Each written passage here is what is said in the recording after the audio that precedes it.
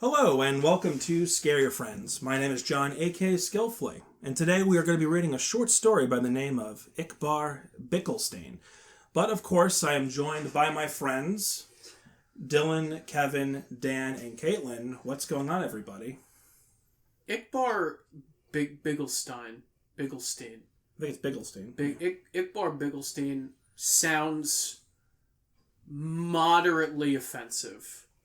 I will to a race or group of people. I can come up with the worst person. Oh, really? Yes. No? That's an inside joke that we will never discuss ever again. Because I was thinking the same thing. No, it's a weird name. It is very strange. He asked us how we were, though. It took me a There you go. I'm took guessing me a second. but John asked us how we were, not what we think of this guy.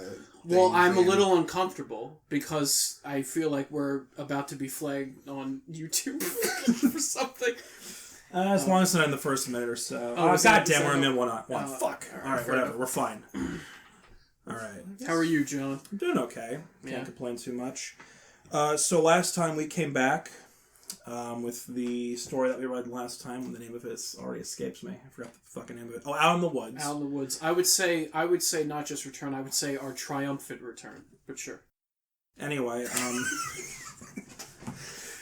I can't believe I couldn't remember the name either. I feel like yeah, the I names are know what it's sticks it's a with pretty me. generic name. It was a good story. There was a couple episodes ago where I talked about like potentially doing like follow up like at the beginning of like new episodes after we had read something. So do any of you have any thoughts on Out in the Woods now that's been like a week since we read it? Is there anything new that you may have forgotten to say or anything like that, or did we all kind of... We all pulled a William for this one, I feel like. We all kind of just forgot. No, but just I had Will tape the thing to the door.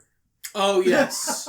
So Yeah. so I'm not sure if we said it on air, but Dan kept saying how terrified he was about doing the long drive home. Yeah, how was So the drive home? I texted. It's fine. Well, here's the thing. I texted Will, and I told him to put on the front door, like the smiley face or something like that. One of the things. Yeah, one of the sheets on the front door.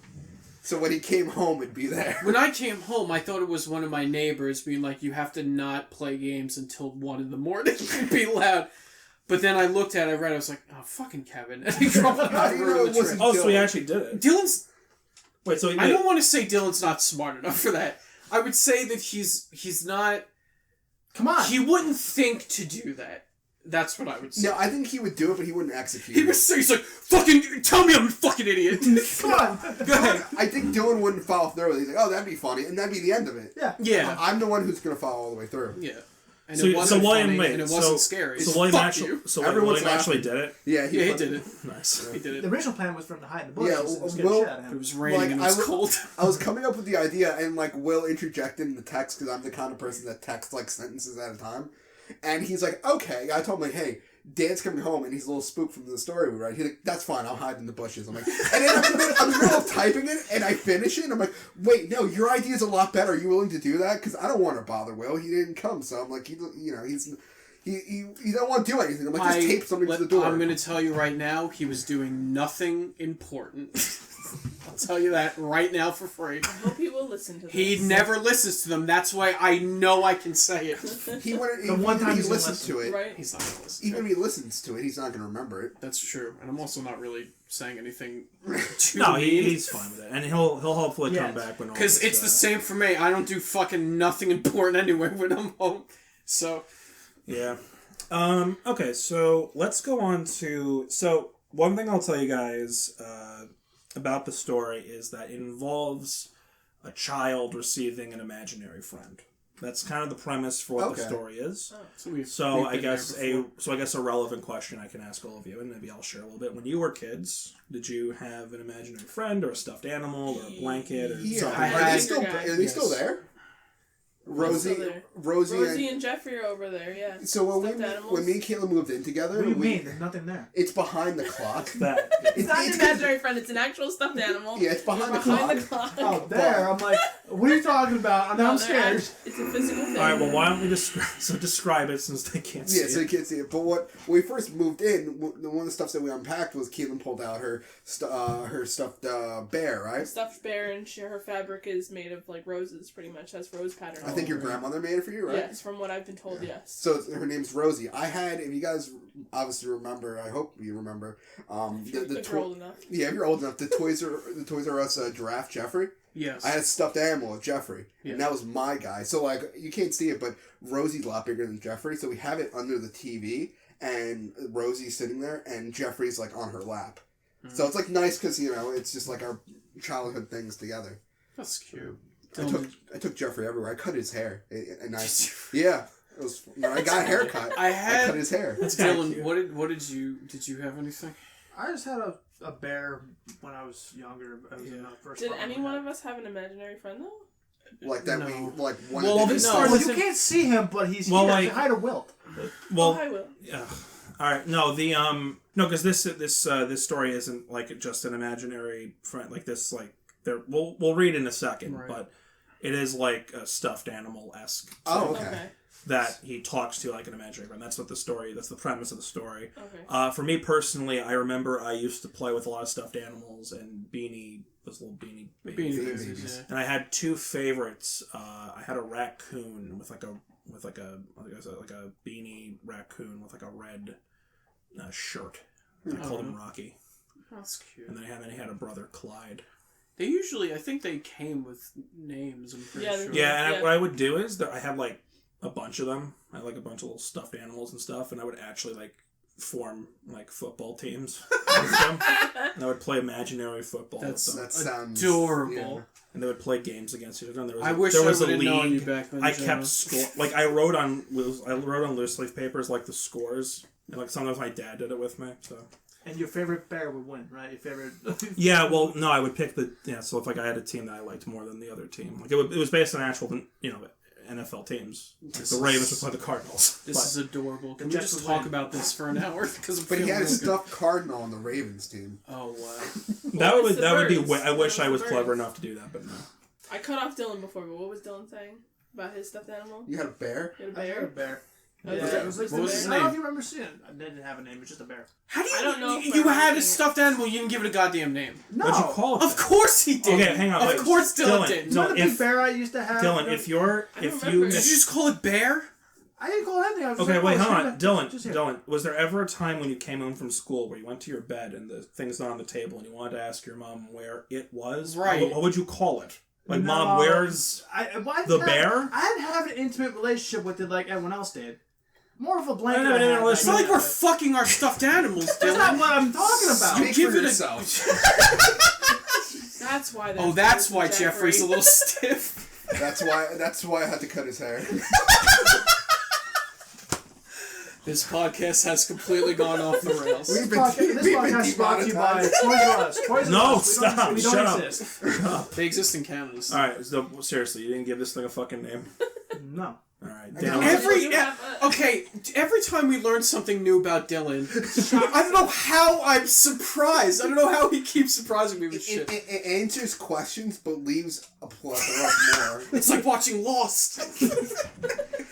And Dan, wait. what about you? I had two. I remember like pulling it from the deep recesses of my consciousness. I had, when I was very small, I had a security blanket named Susie, and that I would carry around everywhere. And I think, An actual blanket. Yeah, Named- it was- named Susie. Okay. yeah, I named it Susie. Okay.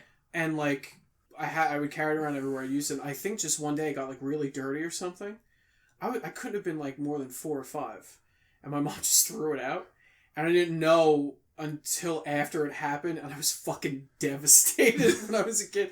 And then I remember my mom, it was either my dad's or somebody we knew. They gave me a like to scale toy of Gizmo from Gremlins. Do you remember Gizmo? I didn't watch. Dude, that movie Gremlins. fucking I rules.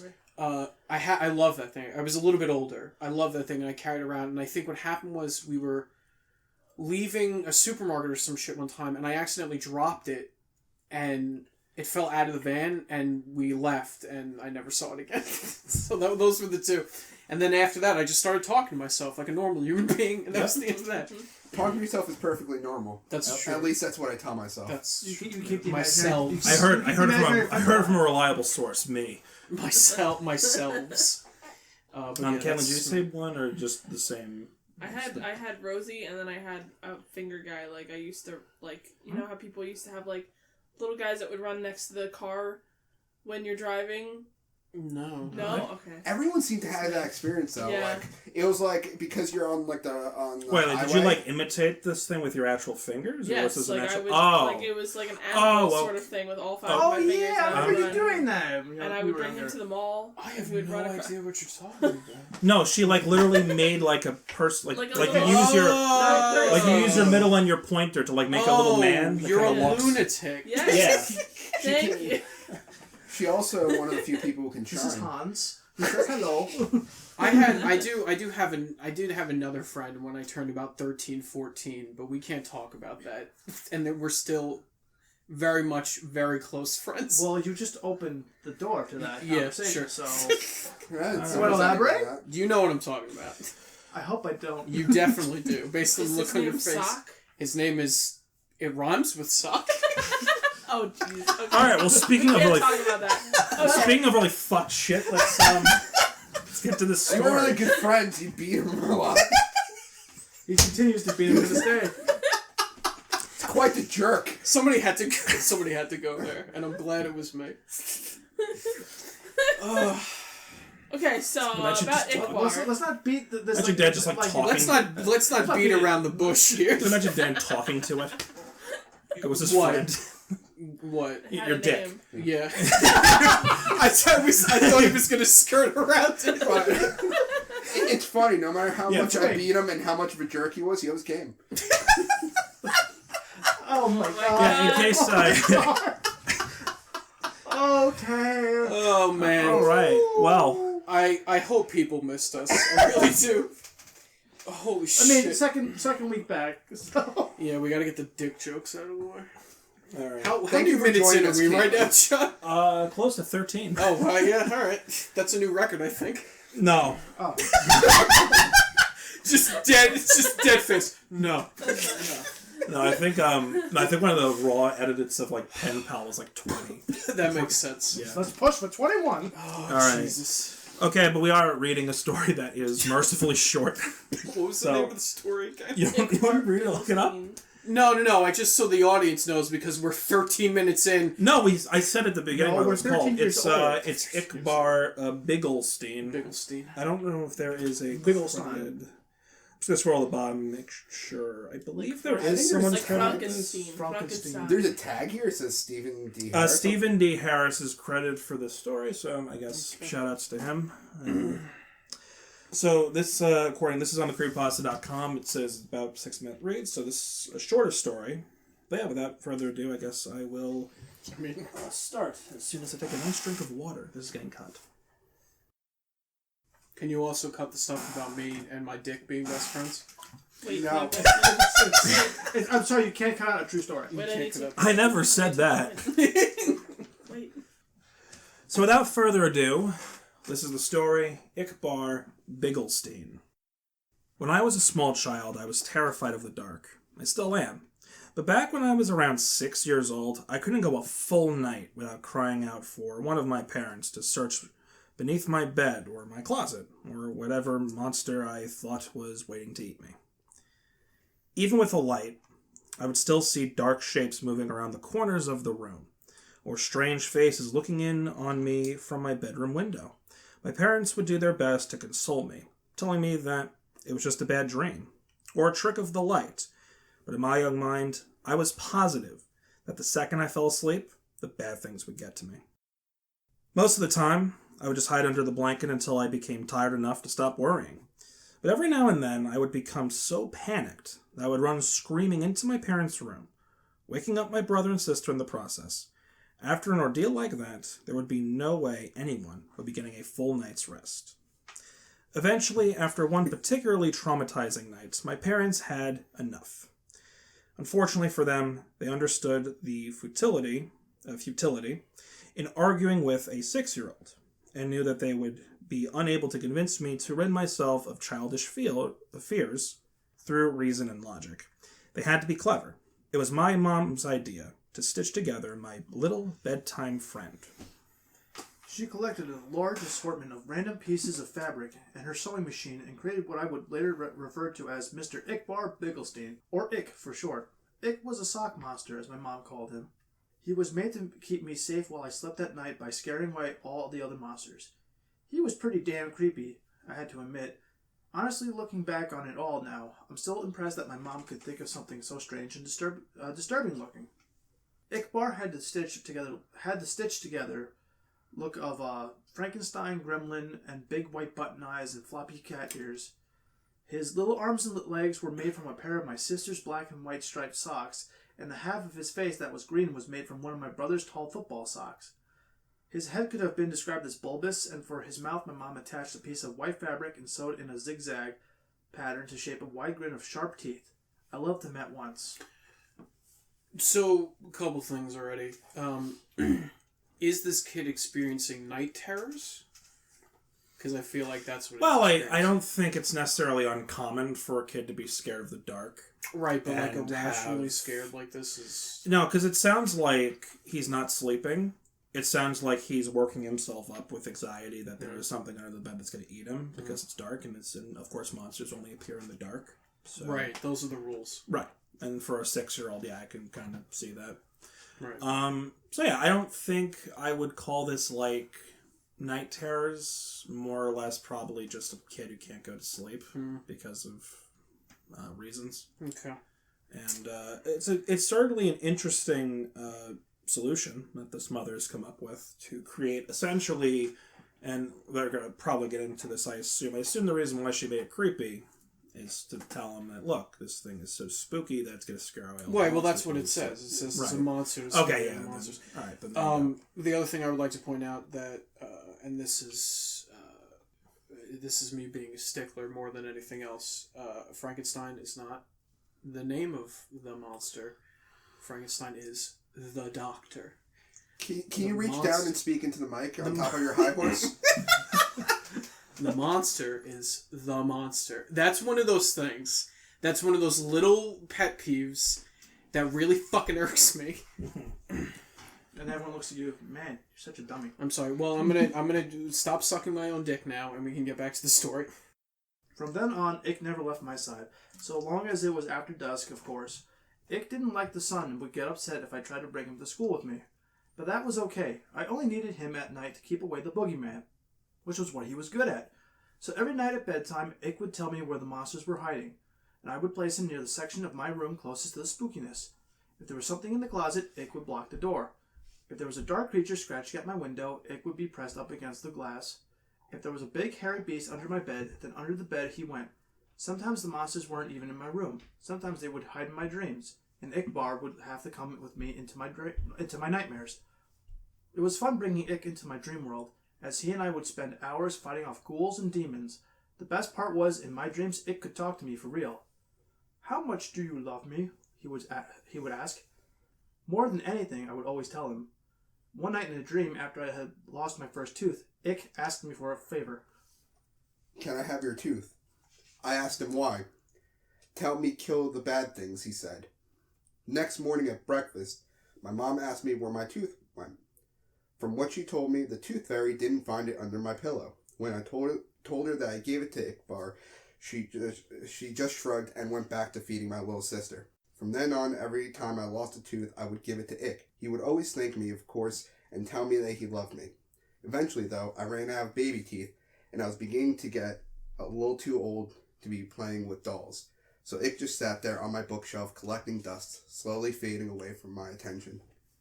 Over time, the nightmares, however, became worse than ever. So bad they even began to follow me into the waking world, terrorizing every dark corner or rustle in the bushes. After one particularly bad night biking home from a friend's house where I swore a pack of rabid dogs were chasing me, I got home to find something strange waiting for me in my room. There, on my bed, standing fully upright in the soft glow of the moonlight from my window, was Ickbarr. At first I thought my eyes were playing tricks on me again. They had been all evening, so I tried to flick on the lights. Another flick of this light switch, then another, and another, with no change to the darkness. It was then I started to get nervous. I backed away slowly towards the door behind me, my eyes never leaving the shape of Ick's silhouette, my hand awkwardly outstretched behind reaching for the doorknob. I was just about to get my ass out of there when I heard the door slam itself shut, locking me into blackness. And nothing but shadows and silence, I stood frozen in place, not even breathing. For how long I can't say, but after what felt like a lifetime of cold fear, I heard the shrill, familiar voice. You stopped feeding me, so why should I protect you? Protect me from what? Let me show you. I blinked once and everything changed. I wasn't in my bedroom anymore. I was somewhere else. It wasn't hell, but the comparison wasn't far off. It was some sort of forest, a horrible, nightmarish place where partial embryonic abortions hung from the canopy, and the ground swarmed with carnivorous insects. A thick fog wafted through the air, and with it the stench of rotting meat, while chartreuse lightning flashed across the night sky. In the distance I could hear the agonizing screams of something not quite human. My head throbbed like it was about to explode, the pain forcing out a river of my tears. In my mind I heard his voice again.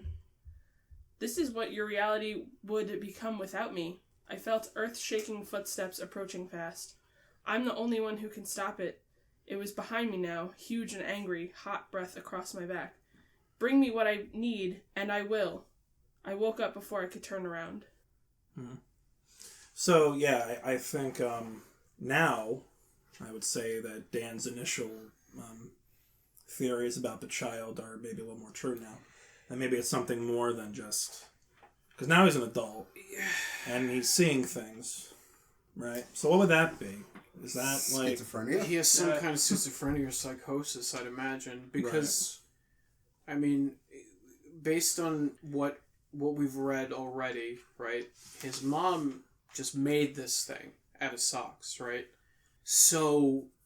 And it kept the dreams away for a bit. Right. So it's like, if this is a supernatural thing, where would that supernatural power come from? Well, maybe he gets stronger with the teeth. Because he gives him right, teeth. But why would this thing become sentient, is what I'm saying. Well, maybe... Well, the want. Supernatural argument could be that maybe the entire time he was lying on his thing, collecting dust, he was still doing the thing. That's why he got through his childhood without... No, what I'm saying is, why did this thing... If his mom made it with socks, how did it become sentient? And how is it actually fighting monsters? You want a backstory, like his mother was like a witch doctor and he didn't know about it? No, I'm just saying if I don't need that, but what I'm saying is if there's no... Okay, we read, like, Wide Mouth, which is pretty close, not pretty close to what this is, but it's a similar type of story, right? Yeah, I would say this has a lot of... And Wide Mouth, we don't know where Wide Mouth came from.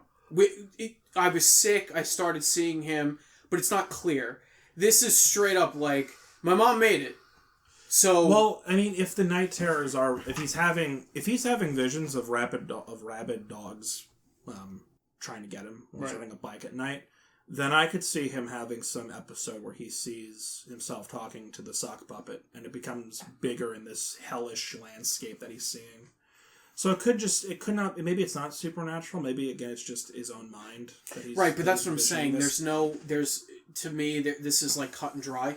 There's no ambiguity. Right. It's like, he's fucking crazy. Like, that's all it is. I really hope this ends like White Christmas. And oh God, and it's all a dream.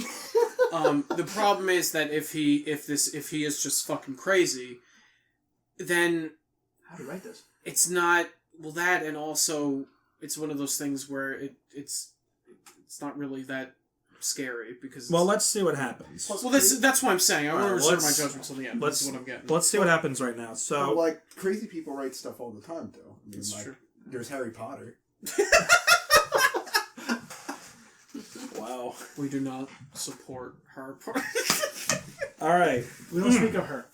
The following day, I raided my parents' closet for my brother's baby teeth, giving them all to Ickbarr. Almost immediately, the night terrors ceased, and I was more or less able to go on about my life as normal. From time to time, I would have to sneak into my little sister's room and snatch what was meant for the tooth fairy.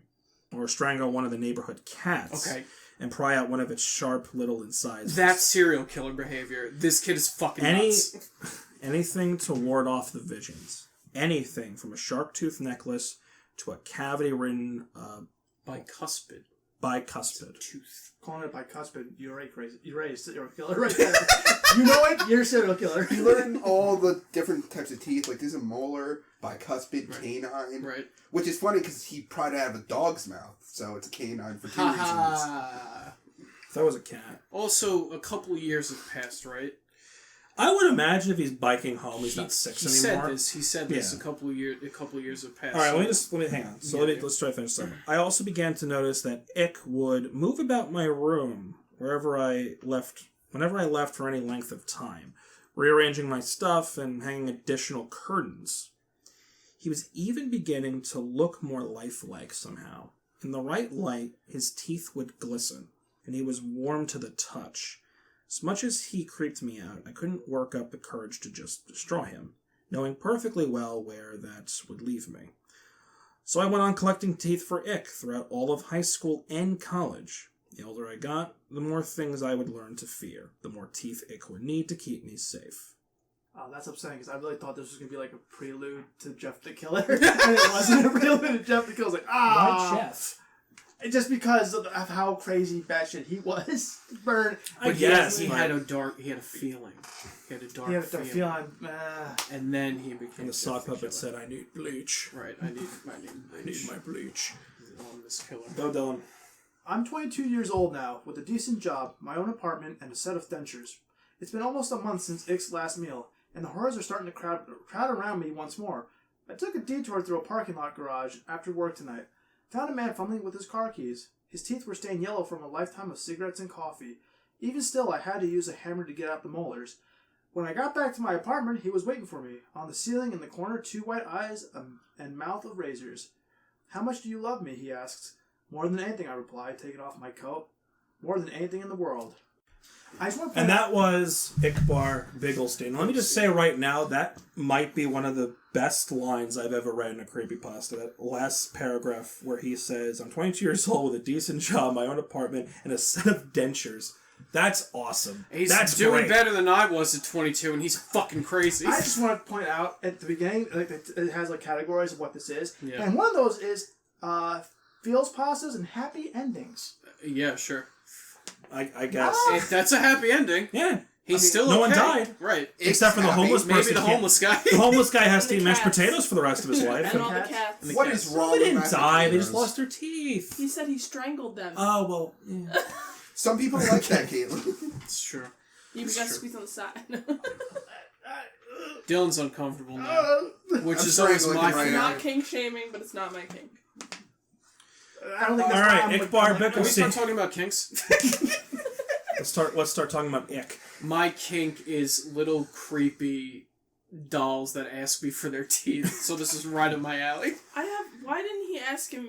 Why didn't he ask for like anything else? Like why teeth? Well, this is it's funny Because it's Yeah, the but like creepy why not aspect. like hair? Like he could take a strand of hair. It's still How do you human. Because of defend my monsters reaction. from hair? Because you saw my reaction at the end when he said he had dentures. Means he ripped them out. Yeah, but if he ripped out his hair, I'm like, that's like whatever. It'll grow back probably. His fucking teeth won't. That's He also like. I imagine, because at the end, he has this vision of a sock monster with, like, actual sharp teeth. Right. So I imagine, like, in his fucking crazy-ass mind, Right. he needs the teeth to basically chomp and to make he gets more powerful. Is he putting them in his mouth? I guess like he's putting shark? them somewhere. Which that have you ever seen that? There is like someone who makes dolls using real human teeth. You ever see that? Fucked up. I've seen it. You've seen it. That's all I keep thinking I about. think you were the one telling me about that. I don't know if That's it's just- actual real human teeth, but they look real. Like, So, yeah, they look like a full set. Even of if you're dentures. like whatever, like resin made or whatever, but they look Still like creepy. someone pulled their old baby teeth. It's really creepy.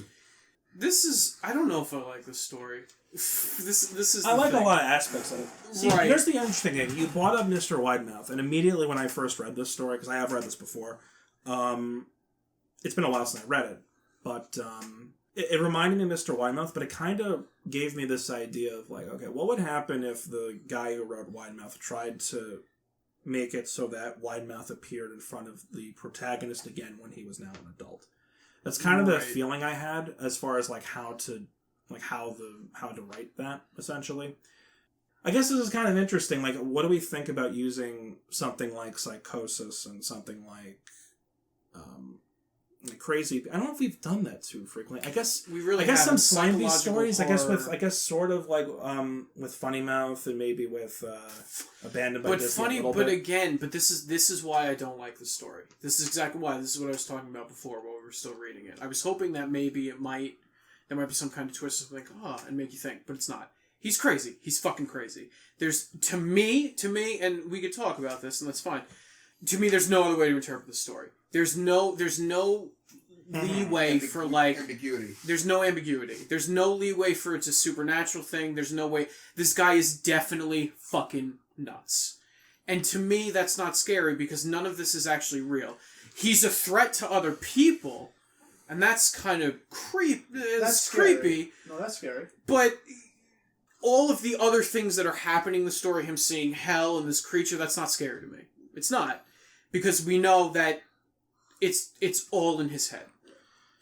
I suppose. And I'm not sure if you know this, but schizophrenia does develop older in life, or when you're older in life, 18 to 20, mid-20s, which always scared me because learning about it, any of us could be a ticking time bomb. We could lose ourselves. Yeah, and he did say he was 22, right. So if it developed earlier, that's something that can happen. I will say this. I think what's interesting about the story is that he's crazy. He's already crazy at 6 years old, or he's on the verge of being insane. Obviously, something happened, and his mom makes this thing to help him, and it helps him. But in helping him, it makes him more fucking crazy. Well, see, this is now. I was going to bring this up after everyone kind of got their initial thoughts up, but my question and I know Dan's answer is no, but is there evidence to suggest that maybe this is supernatural? And one of the one kind of loose piece of evidence I can gather is, well, it sounds like once he got Ickbarr and he was slowly feeding him one baby tooth as he was losing the baby teeth naturally over a long period of time, why did that work for as long as it did? Because I feel like if he really was crazy, how do you go from age 6 to let's say high school without being crazy? And then suddenly it comes back because the sock puppet says, I guess you're right. I'm not going to protect you anymore. It was a coping See, that's mechanism. the thing. It was a coping But mechanism. he forgot about it. Right, what Sean's saying. But he forgot it. He says, right. He actually says, I left it on my thing. I imagine it was just sitting in the corner of his room collecting dust. Right. That's what he says. He wasn't actively putting teeth in the thing for possibly years. So my question is, why did it still work? And then the thing tells him, look, listen, it's kind of like protection money in a way, like a mobster. Listen, man, I need to get paid. Right. You want to, I'm going to stop doing what I've been doing for the last several years. So that to me is a loose sort of, because again, I agree with Dan. I think the guy is definitely crazy on some level, but at the same time, I can't figure out a reason as to why this thing worked for a long period of time. I was thinking that each tooth is a year. Every time you paid him one tooth, that's another year of him protecting. How many do you lose in how many teeth do you have? 32? But that's interesting, because what you're saying I like, and that's the only thing that would make sense to me that this is supernatural. It's somehow this thing maybe because he's not going to not go crazy. I know it's a double negative, but Caitlin also, that makes sense too, because then that would explain, and this is all of us just throwing theories out, but that would explain why he was protected for so long. Because if he's just giving him teeth constantly, then he would be paid up for a couple of years until he was a teenager. Yeah. Right, but if you're paid up, then it already makes it supernatural. Because then how the hell does that work? Right, but this is what I'm saying. Because then if the teeth are a year of payment, then the thing has to be supernatural. Right. Because again, the thing is, and I've already mentioned this, but again, by the time he was I imagine an older child, he's completely forgotten about Ickbarr. Right. And he went a while without having night terrors or without feeding this fucking thing teeth. Well, that's kind of why I was that kind of debunks Caitlin's idea of 32 teeth, because he was at 6, and all of a sudden now he's 13. That's true. Yeah. Well, he's stealing his little brothers, his sisters. Well, that's what I'm saying. It kind of debunks the whole year having the year, but also while he wasn't giving him teeth, the whole time he was going, like he was having these night terrors. No, it wasn't. No, he was fine. He was fine for several years after. Several years after. He says. But it's like one day, just because it kind of seems like out of nowhere. There was no build up to it. One night, he said it got worse to the point where one night he was on his bike and he started seeing dogs chasing him. Right. Now, where did that come from? Clearly, Ickbarr is not protecting him anymore. So I would argue that is a sign that it could be supernatural. Now, I think this guy's crazy regardless. I think it's possible for both column A, column B. This guy's clearly nuts.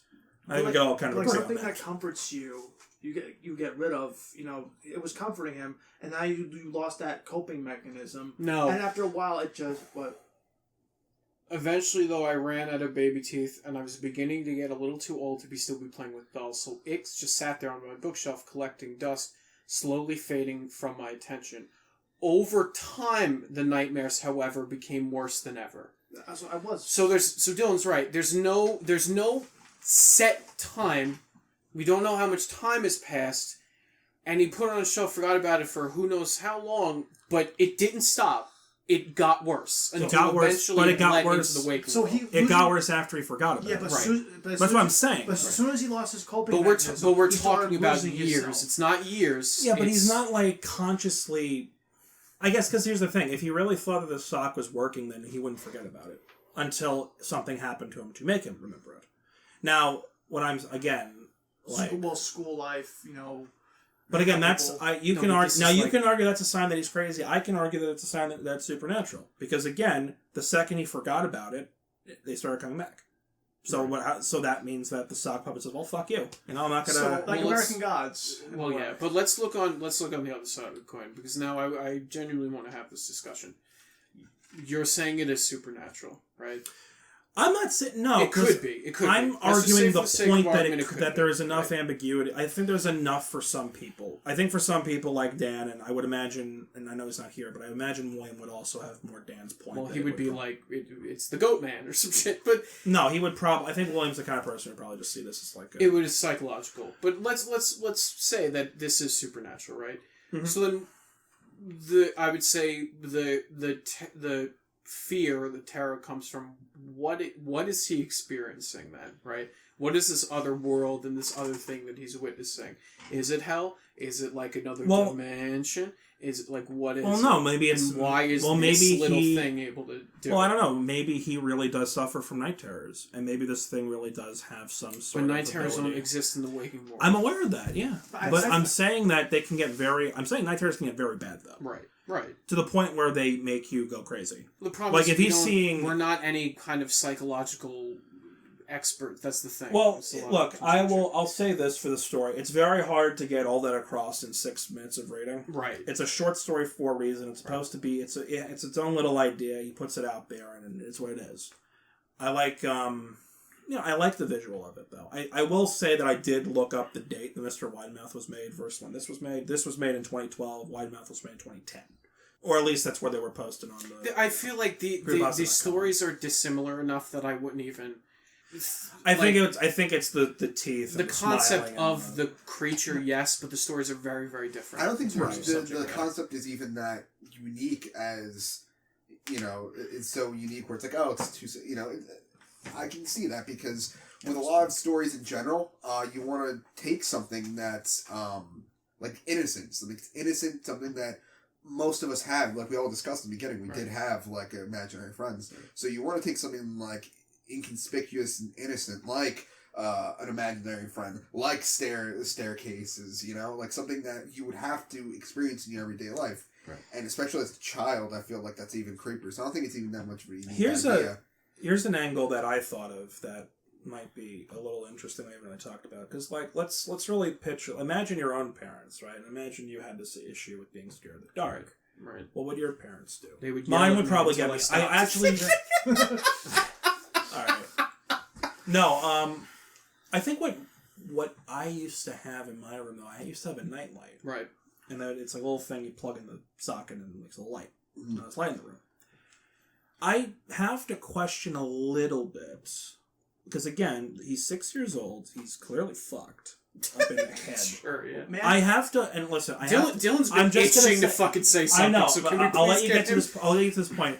I just have to He wonder. keeps raising his finger like he's in fucking if you had a court. 6-year-old, and I guess anyway you can answer this. If you had a 6-year-old son or daughter, and they were having these night terrors, would your first instinct be to create a spooky sock? Well, no, I would take him to adopt. Well, that's the other thing. I would take him to adopt, which is a little I weird. don't think so.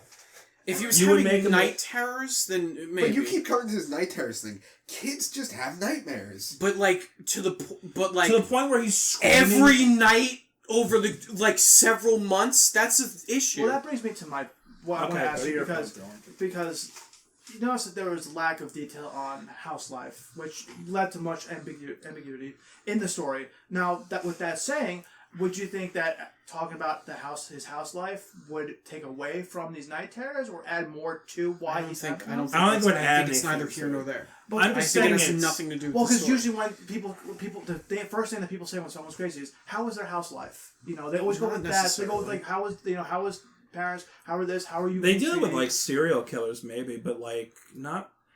No, I'm just saying that.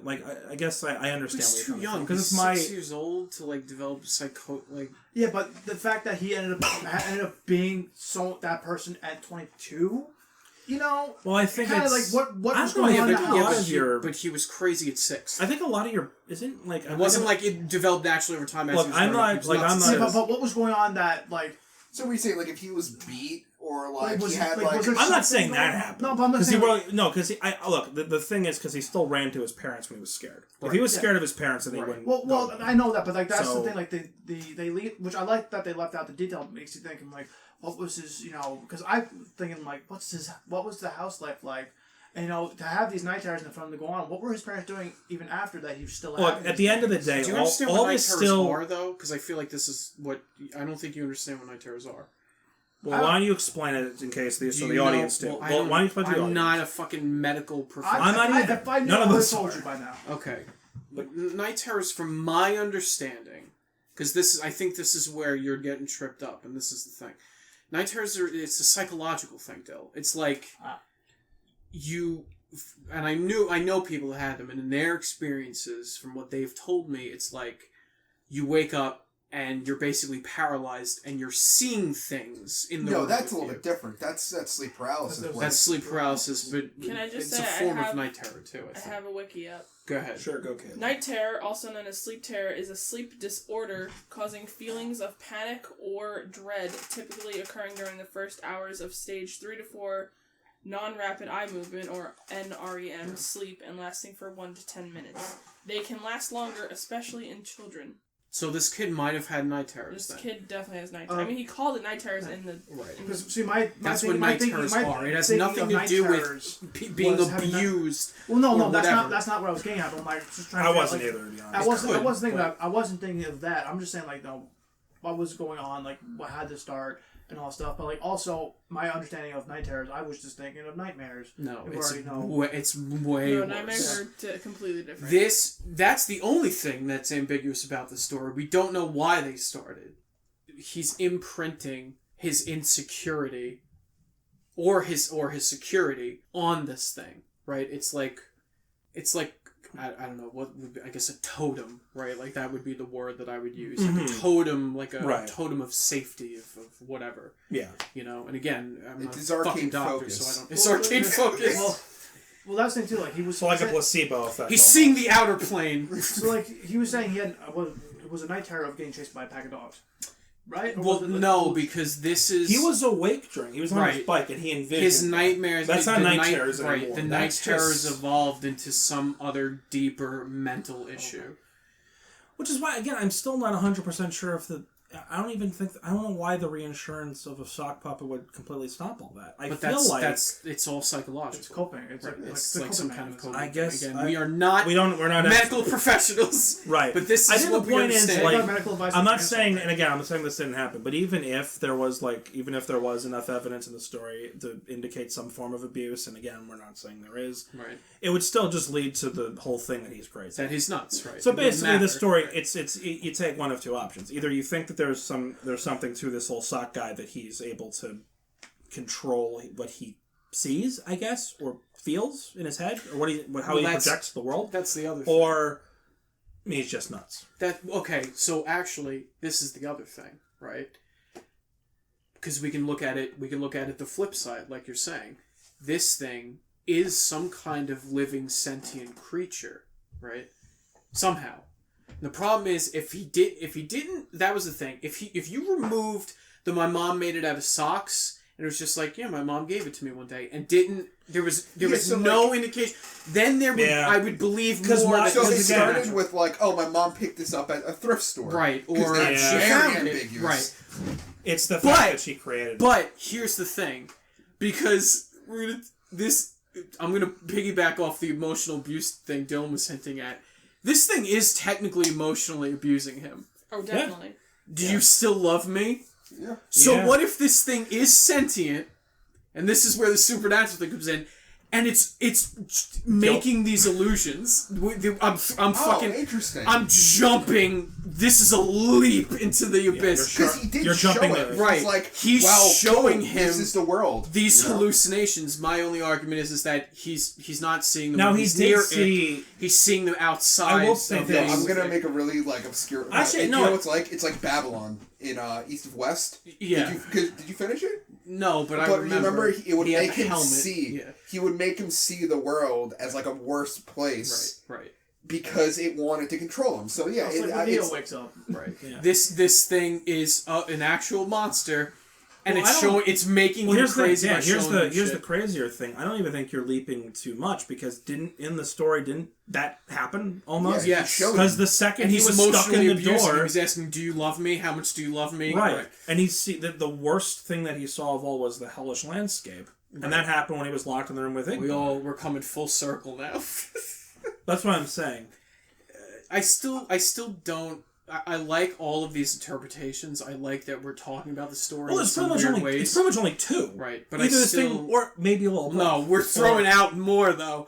But it's either supernatural. He's crazy, or it's supernatural, or this thing is supernatural and it's making him crazy. A child that was crazy to listen and feed this thing anyway. Well, he says could be no, both. but he does say at the very end that he is afraid of the consequence of just tossing it, destroying it. Because for whatever reason, it's not like he may not like the process, but the process is working. So from his perspective, he's like, well. I'm not beat a homeless guy to death. Sure, I may be 22 with dentures because I was desperate to knock out my own freaking teeth, and there's no way he went to a dentist to do that. He knocked out his own fucking teeth, which is why that sentence is really great, by the way. So that's probably the best line of the whole story. It's like worshiping a deity, pretty much. Oh, that's what I was gonna say. It's because you said like, well, why sock puppet? I'm like, and then you asked, what would our parents do, right? I mean, you guys know I come from a very religious family. I feel like if I had like that terror at night, and Mom always had me do this. She would sit down in bed with me, and we'd pray for people in our lives. So, like, I feel like if I was afraid, she'd say, just pray to God, pray to your guardian angel, and they'll protect you at night and stuff like that. And there's nights that I still get scared, and for whatever reason, I just get, like, a weird anxiety, and I'll do that. So it's like you said, it's like a deity. Like, so if he grew up in a household and, like, say, be as religious, it's like, here, this is the thing, this is where you're putting all your God now. No, but this is put your faith in, and it will help you. And to a literal point where it's like you put your faith, your dedication, your love. Do you love me? And it will. I like all these interpretations. I think we're having a really great discussion. I still don't like the story because there's not enough ambiguity. We're throwing stuff out there for fun. I think, but to me, it's cut and fucking dry. Honestly, for what it is, for what the author set out to do, I think he did fine.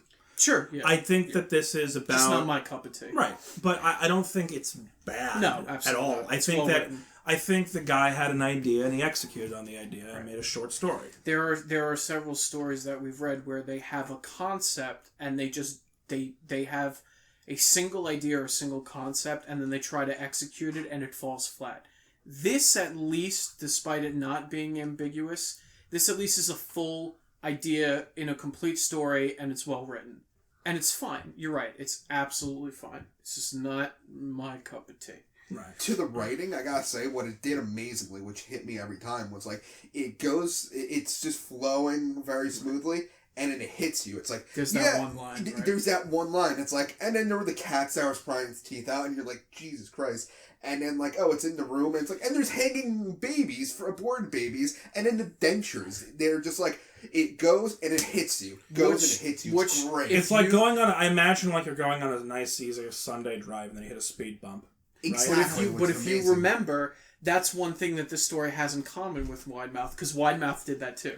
Do you remember? He wasn't fun to play with anymore, and it's alone in the text, or he's waving with a knife in his hand, and that's the end of the paragraph. There's like end sentence punches like not as good as this, I would say. I think Wide Mouth was better. I would say this one, Wide Mouth was better, yeah. I don't remember it that well, but I do like that I'm reading. You weren't even here! I listened to them, okay? I was standing. Kevin is your biggest fan. I know. But yeah. No, I know what you're thinking. Don't. I don't even want to know. Caitlin, do you have any thoughts on the story? I mean, I liked it because it was creepy just because, I mean, I had a stuffed animal who I loved, so I never feed her teeth, and she never talked to me, but, I mean, it's... Well, maybe if you feed her a tooth, she'll speak to you. Maybe I should yank out one of yours. Yeah, just to, you know, do a bunch of drugs and then feed a teeth, and maybe it'll talk to you.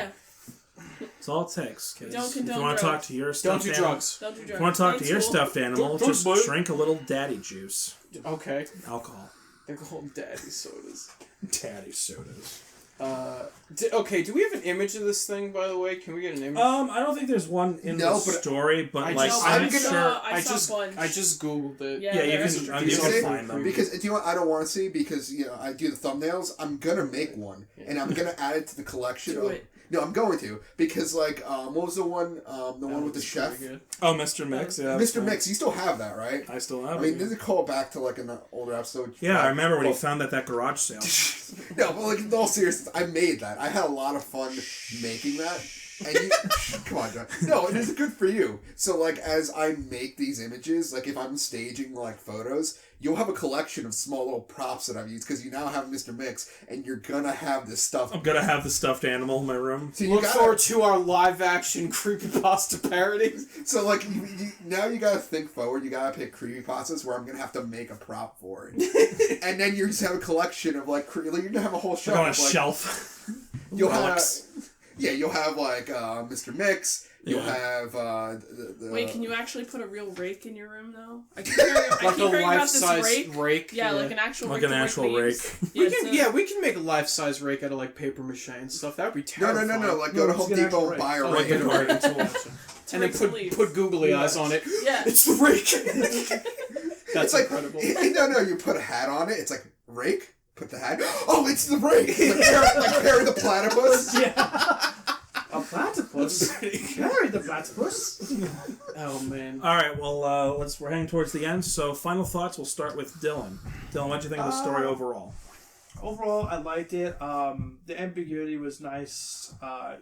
Very scary at the fact that it did turn out to be a serial killer. Yeah, he didn't kill anybody. He just took their teeth. Smashed I don't know. Well, he may have probably... He may have killed It's implied. We don't know, though. He might have killed a couple people. Animals. Maybe. Animals, yes. But yeah, I like this. I don't agree with your the lack of ambiguity. I like that it had that kind of... I mean, we knew where it was going. Well, we've talked about this because of your background in journalism. You want the facts. Yeah, right. But I like how that, even though we didn't know anything of the outside of it, but other than that, I really enjoyed it. Yeah. You know, I don't like to really...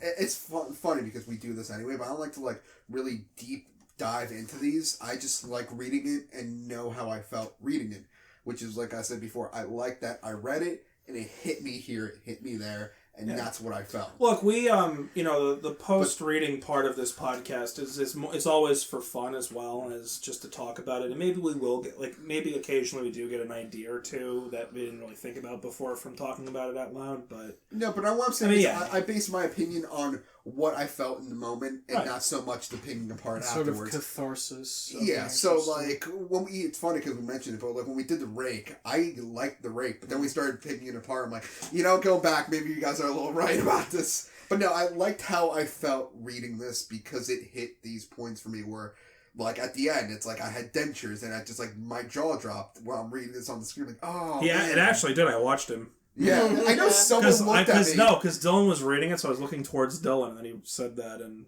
Kevin's sitting next to him, so I saw Dylan's jaw kind of drop a little bit.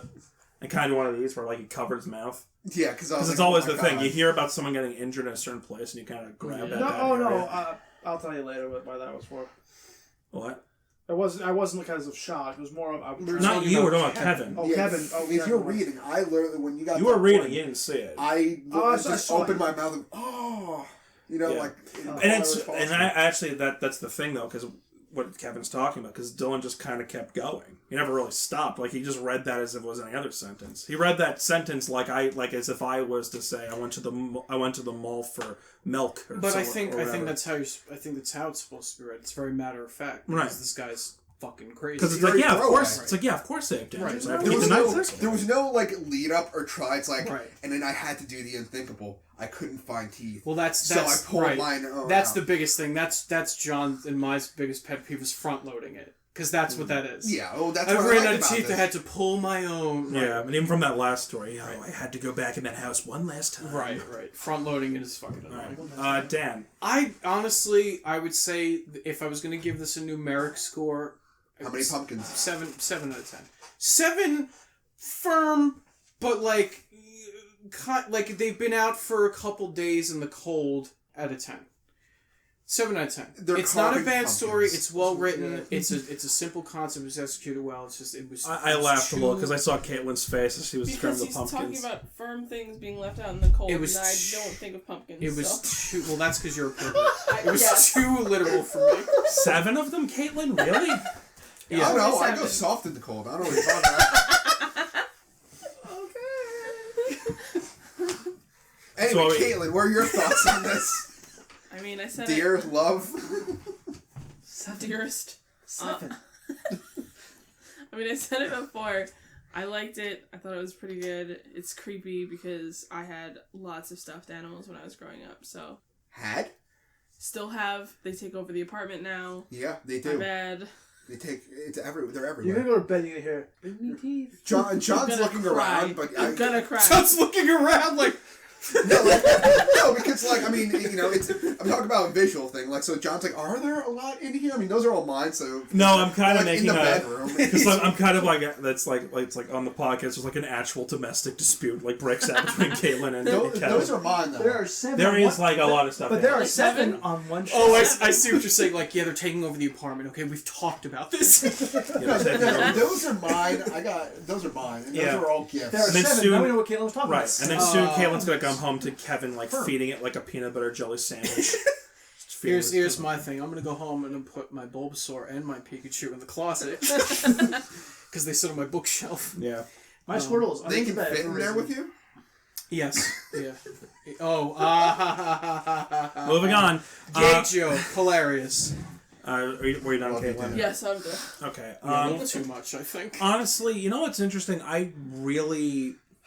I hesitated reading this one because I didn't remember liking it that much when I first read it. I think I liked it a little bit more because, and again, shout-outs to Midnight Marinara because they covered it. They did like a live-action kind of radio drama of like it in like real, of the actual story. Of this? Yeah. Oh, that's amazing. So, yeah, that's what they did pretty good work. I talk about them all the fucking time on this thing, but, yeah, no, I don't remember liking this one that much. Upon reading it again, though, like, again, that's why I kind of like hearing the back and forth between everybody. Yeah, I think, again, it's just, like, if this was a food item, I would call this, like, packaged bread, Like, it's good. Like, it works. It does, like, it's an idea, and then you execute on the idea, and it's fine. Right. And you could build a bigger story with this concept. I could see this being a short movie or a short film. Like, you could do a short film based on a similar concept of a guy going bananas. Versus Jeff the Killer. No, not that, but versus Widemouth. But yeah, I still, because again, I can't help but think of Widemouth when I think of the story. Maybe that's the problem, and Widemouth I think is just so much better than this, just objectively. But yeah, I think it is kind of unfair to also compare the two. Honestly, because Widemouth is one of the best stories I've ever read, and it's different enough. I think it's different. Look, listen, the guy had an idea and he wrote it well, and there was no front loading. There's no extra bullshit. It's like, here's my idea. Make it what you will, and we have. We finished, And again, this is the big positive I take away from the story. I've been looking at the recording thing. We were done reading this thing somewhere in like the mid-20th, as far as the mid-20s and minutes, and now we're over an hour. Yeah, the We've been short talking ones about are this. always the We've been best talking ones. about this story for literally 40 minutes. Yeah, about so that's a sign that there's a lot to talk about. And there have been stories that we've read here where we've talked about for like 5 minutes, and then we're done. And I said that when you were trying to figure out a story, we're like, we got a shorter one and a longer one. I said, well, if we do the shorter one, we're going to have a lot to talk about because we always do. That's how it happens. Right. Yeah. On that note, I think that's it. So, everyone, just if you have stuffed animals in your bedroom, keep an eye on them. Make sure you feed them teeth. Make sure you feed them their daily dose of calcium. In a chest. Lock them away in a chest, and hopefully don't get nightmares. Man, I'm just... we're wrapping up. I don't want to... Go Text Will. No, because we're gonna... No, because... You put teeth on my bed? No, because we're gonna go down a whole... I'm about to take us down a whole nother rabbit hole. Oh, God. Or just do it. Whatever. Now or never. Bonus podcast. It's not... Here's... Okay. Only on Patreon. Because he's only on Patreon, the exclusive... No, in the story, if memory serves, he says he was giving him fake teeth, too, or like fake shark teeth. No, he was... Oh, yeah, he did say that, yeah. So anything from... why Well, that's not a did fake he tooth. No, that's not a fake tooth, teeth though. are real. Okay, but why did he... Couldn't he just order more shark teeth? Why did he have to pull his own teeth out? But he couldn't order them. He wasn't old enough. You can order... At 22, you can order Pikachu necklaces from everywhere. Excuse 22, me? yes, but when he was originally... Pikachu? What did I say? Pikachu? Pikachu? Like some I got like Pikachu. boomer? Surf Pikachu. He evolved, Pikachu yeah. necklace.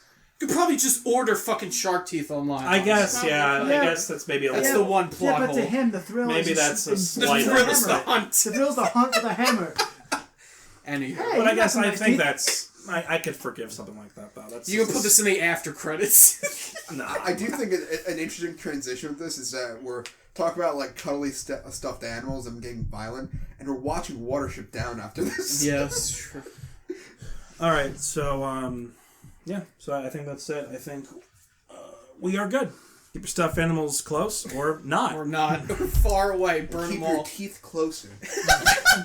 Keep your stuffed animals close That's and your it. teeth No, closer. that's it. That's the end. So stay tuned, everyone, for the next episode. And until then, this has been me, John, a.k.a. Skillflay, and this has been my friends Dylan, Kevin, Dan, and Caitlin. We will see you for the next episode.